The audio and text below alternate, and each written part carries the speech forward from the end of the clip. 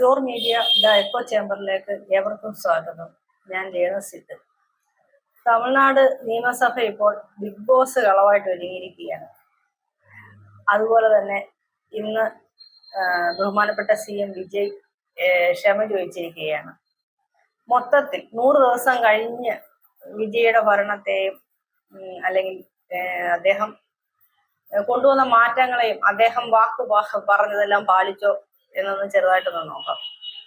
ഇതിൽ ഏറ്റവും വലിയ ഇഷ്യൂ ആയിട്ട് ഇപ്പൊ നടക്കുന്നത് തൃഷയുമായിട്ടുള്ള വിഷയമാണ്.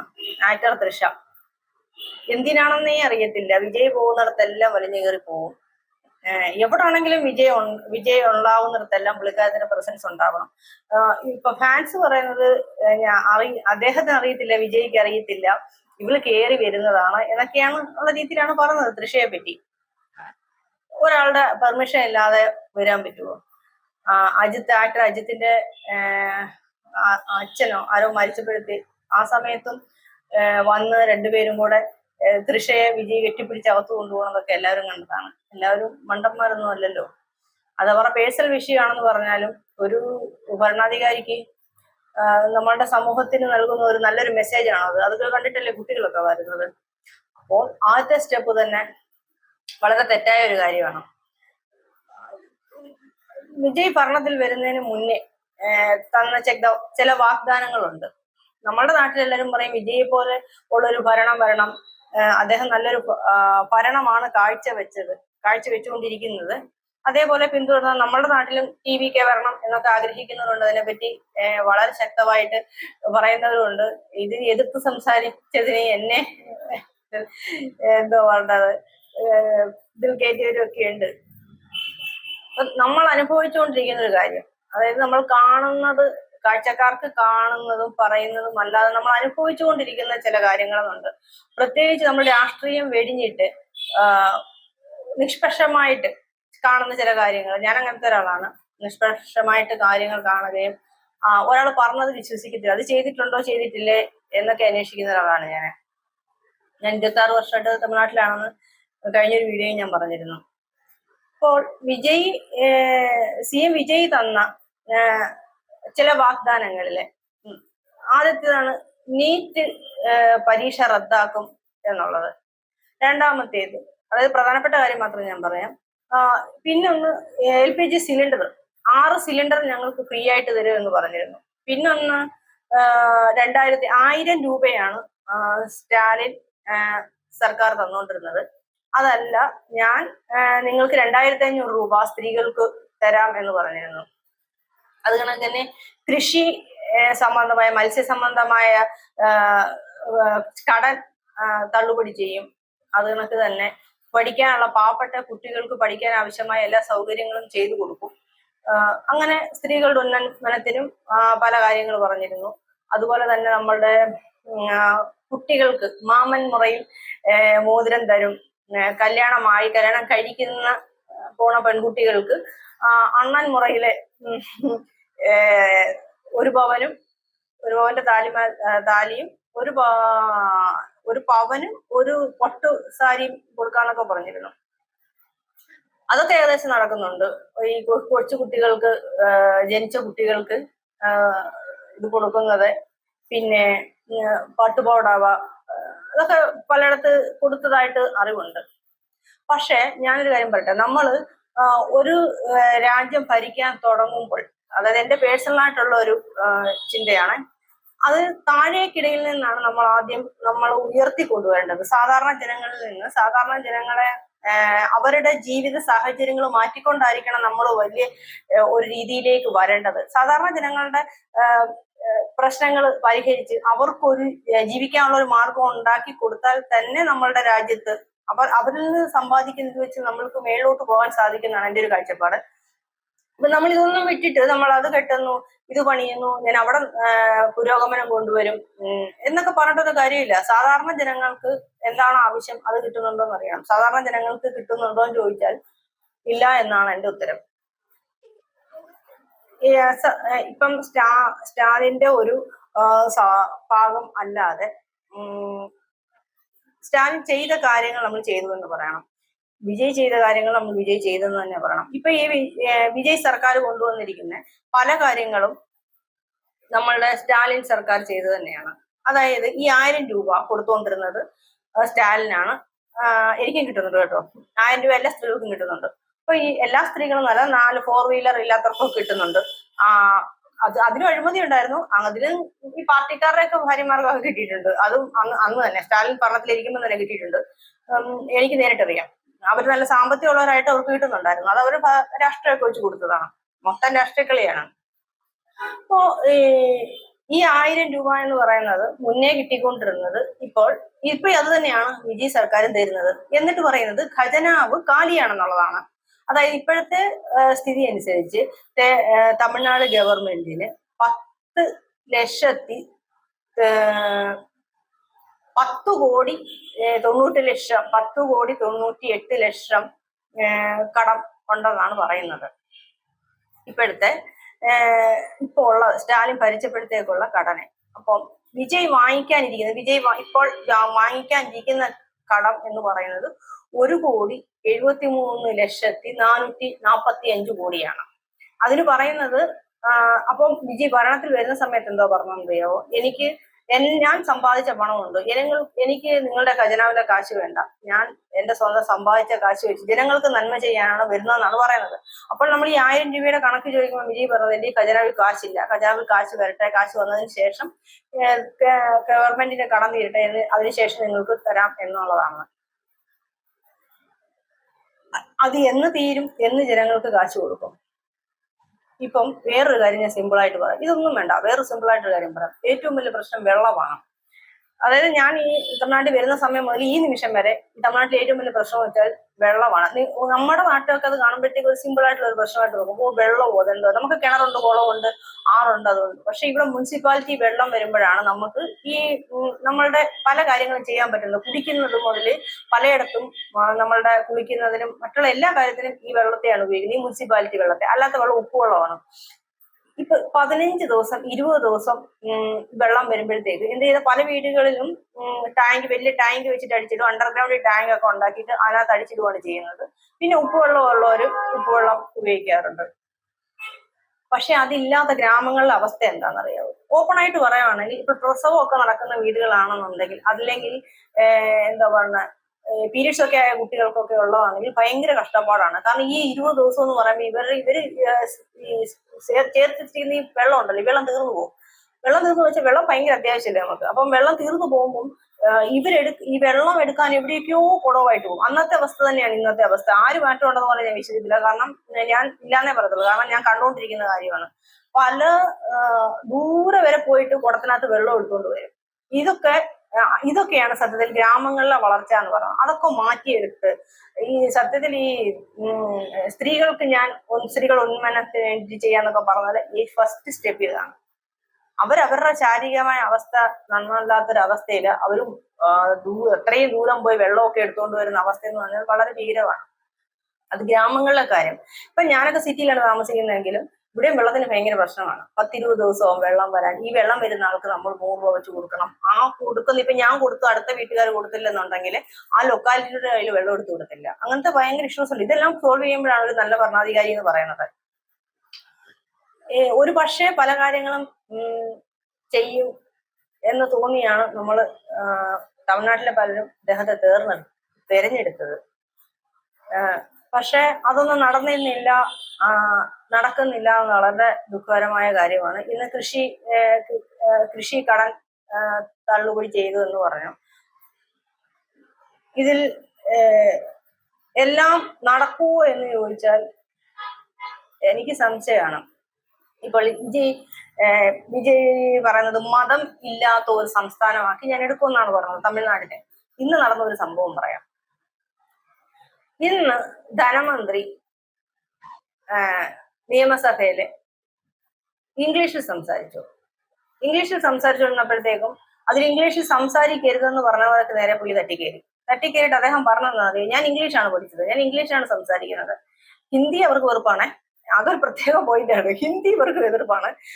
അവൾ ഇംഗ്ലീഷിനെ എടുത്ത് തലേ കയറ്റി വയ്ക്കാം. എന്തോ ഒരു മനുഷ്യരാണ് നോക്കണം. അപ്പൊ ഈ ഇംഗ്ലീഷിൽ ഞാൻ സംസാരിക്കും, എനിക്ക് ഇംഗ്ലീഷ് അറിയത്തുള്ളൂ, അതുകൊണ്ട് ഇംഗ്ലീഷ് ഞാൻ സംസാരിക്കും, ഞാൻ ഉത്തര വർഷം ഇംഗ്ലീഷിലാണ് സംസാരിച്ചത് എന്ന് പറഞ്ഞു. അപ്പോൾ ഉടനെ ഓപ്പോസിറ്റ് ആളുകൾ ചോദിക്കുന്നത്, അപ്പോൾ നിങ്ങൾക്ക് തമിഴ് അറിയത്തില്ലേ, തമിഴ്നാട്ടിൽ ജനിച്ചു വളർന്നിട്ട് തമിഴ് അറിയത്തില്ലേ എന്ന് ചോദിക്കുമ്പോൾ അദ്ദേഹം പറഞ്ഞൊരു മറുപടി എന്താണെന്നറിയാവോ? ഞാൻ എന്റെ ക്രിസ്ത്യൻ പാത പിന്തുടരുന്ന ആളാണ്, എനിക്ക് മതം, കരുണ, അൻപ് ഇതൊക്കെ ആരും പറഞ്ഞു തരേണ്ട കാര്യമില്ല, എനിക്കതറിയാം, ഞങ്ങളുടെ ക്രിസ്ത്യാനിറ്റി അത് പഠിപ്പിക്കുന്നുണ്ടെന്നാ പറയുന്നത്. മതം ഇല്ലാത്ത ഒരു സംസ്ഥാനമാക്കുമെന്ന് പറഞ്ഞ തമിഴ്നാട്ടിലാണ് ഈ അവസ്ഥ. അതേപോലെ ചെങ്കൽപ്പെട്ടിലെ സെക്രട്ടറി ഉണ്ട്, പുള്ളിയുടെ പേര് വീരാച്ചാമി. പുള്ളി 1,30,000 രൂപ കൈക്കൂലി വാങ്ങിച്ചു. TVKയുടെ ചെങ്കൽപ്പെട്ടിലെ സെക്രട്ടറിയാണ് പുള്ളി. 1,30,000 രൂപ ഉള്ള കടം വാങ്ങിച്ചു. ഇത് വലിയ ഇഷ്യൂ ആയി, തമിഴ്നാട്ടിൽ ഒരു ഇഷ്യൂ ആയി കഴിഞ്ഞപ്പോഴത്തേക്കും TVK പാർട്ടി അദ്ദേഹത്തെ പുറത്താക്കിയിട്ട് പുള്ളിയുടെ സെക്രട്ടറി സ്ഥാനവും കളഞ്ഞു. ഒരു മാസം കഴിഞ്ഞു ഹേമാവതി എന്ന് പറഞ്ഞൊരു പുള്ളിക്കാരത്തി സെക്രട്ടറി. ഈ ഹേമാവതി ആരാന്ന് ചോദിച്ചാല് ഈ TVK ഈ വീരാച്ചാമിയുടെ പെണ്ണുമ്പുള്ള തന്നെ ഭാര്യയാണ്. അപ്പോ ചക്കിക്കൊത്ത ശങ്കരൻ എന്ന് പറയുന്നതാണ് ഇതിനെ കളഞ്ഞാൽ അതിനെ എടുത്ത്, അതിനെ കളഞ്ഞാൽ ഇതിനെ എടുത്ത് എന്നുള്ള രീതിയാണ്. ഇപ്പൊ വിജയ് എന്തിനാണ് ഇന്നത്തെ ദിവസം ക്ഷമ ചോദിച്ചെന്ന് പറഞ്ഞാല് തമിഴ്നാട്ടിലെ ലഹരി വസ്തുക്കൾ ഒഴിച്ച് കളയുമെന്നാണ് അദ്ദേഹം കൊടുത്ത വലിയൊരു പ്രതീക്ഷ എന്ന് പറയാം. ടാസ്മാർക്ക് കടയൊക്കെ അതെല്ലാം കളഞ്ഞു. അതിപ്പോ ടാസ്മാർക്ക് സ്കൂളിന്റെ അടുത്തൊന്നുമില്ല, നമ്മുടെ വീടിന്റെ അടുത്തുണ്ടായിരുന്നു, അതൊക്കെ കളഞ്ഞു. പക്ഷെ ലഹരി വസ്തുക്കളുടെ ഉപയോഗം ഭയങ്കരമായിട്ടുണ്ട്. ഇപ്പൊ അടുത്തടുത്ത് നമ്മുടെ വീടിന്റെ അടുത്തുള്ള ഒരു പയ്യനെ പിടിച്ചായിരുന്നു. അപ്പം ഈ ലഹരി വസ്തുക്കൾ ഉപയോഗിക്കുന്ന, ലഹരി കച്ചവടം ചെയ്യുന്നത് കാണുന്ന കുട്ടികൾ, യുവജനങ്ങളെ ഗവൺമെന്റിൽ ഇത് റിപ്പോർട്ട് ചെയ്യണമെന്നൊക്കെ പറഞ്ഞിട്ടുണ്ട്. അപ്പം ഒരു പയ്യൻ, ആ പയ്യൻ പോയിട്ട് അമുതൻ എന്നാണ് പയ്യന്റെ പേര്, അമുതൻ റിപ്പോർട്ട് ചെയ്തു, ഇത് കണക്ക് ഞങ്ങളുടെ വീടിന്റെ അടുത്ത് ലഹരി വസ്തുക്കൾ ഉപയോഗിക്കുന്നുണ്ട്, അതിന്റെ കച്ചവടം ഉണ്ടെന്നും പറഞ്ഞുകൊണ്ട്. അപ്പോൾ ഗവൺമെന്റ് കൊടുത്ത ഉത്തരവാദിത്വം എന്ന് പറയുന്നത് ഞങ്ങൾ അവരെ പ്രൊട്ടക്ട് ചെയ്യും, അതായത് ഈ ലഹരി വിരുദ്ധ പോരാട്ടത്തിൽ പങ്കെടുക്കുന്നവരെ പ്രൊട്ടക്ട് ചെയ്യും, അവരുടെ ഡീറ്റെയിൽസ് വെളിയിൽ വിടത്തില്ലെന്നാണ് പറഞ്ഞത്. പക്ഷെ അമുദൻ കൊണ്ടുപോയി റിപ്പോർട്ട് ചെയ്തു, കേസ് അന്വേഷിച്ചു. ഈ അമുദന്റെ ഡീറ്റെയിൽസ് പോലീസ് എന്തുകൊണ്ട് സേഫാക്കി വെച്ചില്ല? ഇല്ല. ഇപ്പൊ ആ പയ്യനെ ഈ ലഹരി മാഫിയ തല്ലിക്കൊന്നു കഴിഞ്ഞ് നിയമസഭയിൽ അതൊരു ചോദ്യമായിട്ട് വരുമ്പോഴത്തേക്കും ഇല്ല, ലഹരി വിരുദ്ധ പ്രവർത്തനം ആണ് ഞങ്ങളുടെ ലക്ഷ്യം എന്ന് പറയുമ്പോൾ ഇത് ഒരൊറ്റപ്പെട്ട സംഭവമൊന്നും അല്ല. ധനുഷ്, ചന്ദ്രു, വിക്കി ഇവരെല്ലാം ഈ ഒരു എന്താ പറയുക, ഒരു 100 ദിവസത്തിനുള്ളിൽ, അതായത് വിജയ് സർക്കാർ അധികാരത്തിൽ വന്നതിന് ശേഷം മരണപ്പെട്ട കുട്ടികളാണ്. ഇതിൽ കൂടുതലുണ്ട്, അല്ലെങ്കിൽ അത് റിപ്പോർട്ട് ചെയ്യാത്ത കേസുകളും ഉണ്ടാവും. ഈ കുട്ടികളൊക്കെ ലഹരിക്ക് വേണ്ടിയിട്ട് പോരാടി ഇതൊക്കെ പേഴ്സണലായിട്ട് ഗവൺമെന്റിനെ അറിയിച്ച കാര്യങ്ങളാണ്. പക്ഷെ ഗവൺമെന്റ് അവരുടെ പേഴ്സണൽ ഡീറ്റെയിൽസ് സൂക്ഷിച്ചു വെക്കാതെ ലഹരി മാഫിയയ്ക്ക് തന്നെ ഈ വിവരങ്ങൾ ചോർത്തി കൊടുത്ത് അവർ ഈ കുട്ടികളെ തല്ലിക്കൊല്ലുകയാണ് ചെയ്യുന്നത്. അപ്പൊ ഈ വിവരങ്ങൾ, പോലീസിന് കൊടുത്ത വിവരങ്ങൾ ആരാണ് വെളിവിട്ടത്? പോലീസ് അല്ലാതെ ആരാ വെളിവിടുന്നത്? ഈ ഒരു ചോദ്യത്തിലാണ് നിയമസഭയിൽ ഇന്ന് വീഴ്ച പറ്റിയത് വിജയ് സോറി പറഞ്ഞത്. നമ്മള് സിനിമ കാണുന്ന ഡയലോഗല്ല ഒരു സംസ്ഥാനത്തെ അല്ലെ രാജ്യത്തെ നിർമ്മിച്ചെടുക്കുന്നതില് അത് വളരെ ഈസിയായ കാര്യമാണെന്നായിരിക്കും. നിയമസഭയിലെ പല കാര്യങ്ങളും കണ്ടാൽ നമ്മൾക്ക് ചിരി വരും. ബിഗ് ബോസ് പോലാണ്. തമിഴ്നാട് നിയമസഭയില് ഉദയനിധി സ്റ്റാലിനും CM വിജയും ഇവർ രണ്ടുപേരും ബിഗ് ബോസ് പോലാണ് സംസാരിക്കുന്നത്. സത്യം പറഞ്ഞാൽ ഞാൻ ഏറ്റവും കൂടുതൽ കാണുന്നത് ഇതാണ്, ഭയങ്കര കോമഡിയാണ്. ഇവര് അങ്ങോട്ടൊന്ന് പറയുന്നു, ഇങ്ങോട്ടൊന്ന് പറയുന്നു. കഴിഞ്ഞ ദിവസം ഉദയനിധി സ്റ്റാലിൻ വിജയ് തൃഷ ഇഷ്യൂ പറഞ്ഞു എന്ന് പറഞ്ഞിട്ട് അതൊരു വിഷയം. ഇങ്ങനെ ഓരോ ദിവസവും ഓരോന്ന് നടന്നുകൊണ്ടിരിക്കുകയാണ്. മാതാപിതാക്കളെ പറയുന്നു അങ്ങോട്ടും ഇങ്ങോട്ടും. ഒരു നല്ല ഭരണാധികാരിയാണെന്നുണ്ടെങ്കിൽ ഇതൊക്കെ നടക്കുവോ? കുറേയേറെ പറയാനുണ്ട്. സത്യം പറഞ്ഞാൽ പല കാര്യങ്ങളും എന്റെ മൈൻഡിൽ ഓർത്തു വെച്ചിട്ടൊന്നും വരുന്ന പോലുമില്ല. ഇതിൽ ഏത് പറയണം എന്നുള്ളതാണ്. എല്ലാവരും ഭരിക്കുമ്പോൾ പല പല കാരണം നടന്നിട്ടുണ്ട് കേട്ടോ. എല്ലാവരുടെ കാലഘട്ടത്തിലും എല്ലാം നടന്നിട്ടുണ്ട്. പക്ഷെ ഞാൻ ഇത് ഞാൻ ചെയ്യുന്നതാണ് പെർഫെക്റ്റ് എന്ന് പറഞ്ഞിട്ട് ഒരു യുവ തലമുറയെ കള്ളത്തരങ്ങൾ പറഞ്ഞ് പഠിപ്പിച്ചിരുന്നത്. നിങ്ങൾ കാണുന്ന പല റീൽസും അല്ലെങ്കിൽ പല പോസ്റ്റുകളും കള്ളത്തരങ്ങളാണ്. ഇത് TVK പാർട്ടിയുടെ പല ആൾക്കാർ ഈ പോസ്റ്റുകളൊക്കെ നിർമ്മിക്കുന്നതാണ്. ഇതൊന്നും നടന്നിട്ടുള്ളതല്ല തമിഴ്നാട്ടിലെ. നമ്മുടെ യുവജനങ്ങൾ അതല്ലേ, നമ്മുടെ യുവജനങ്ങൾ അത്രയും മണ്ടന്മാരാണ്. അതല്ലേ വിശ്വസിച്ചിട്ട് TVK കേരളത്തിൽ വരണം, TVK നല്ല പാർട്ടിയാണ് എന്നൊന്നും പറയുന്നതൊന്നും എനിക്ക് എതിർപ്പാണ്.